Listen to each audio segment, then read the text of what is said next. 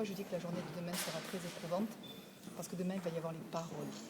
La première partie de la matinée va être représentée par les détails des faits, c'est-à-dire le moment où l'enfant monte dans la voiture, jusqu'au soir dans la nuit, et le retour audio sur Nîmes, puis le retour sur Bellegarde.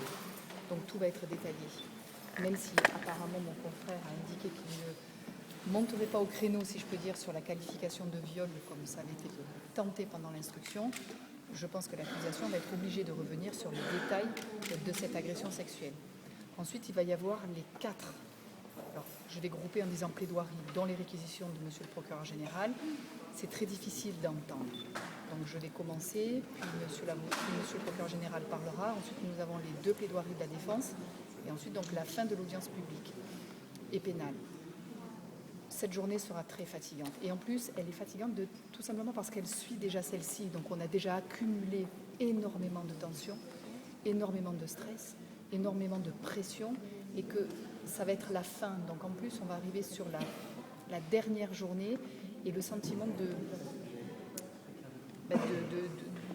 d'une boucle qui se boucle. C'est terminé demain. Donc c'est la dernière journée.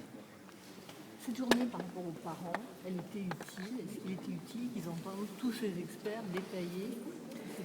Alors, nous en avions beaucoup parlé. Les parents étaient au courant de ce qui allait être dit. Je ne leur avais jamais rien caché. Et nous avions, au mois de mai, si ma mémoire est bonne, fait le point sur le réquisitoire définitif, l'ordonnance de mise en accusation.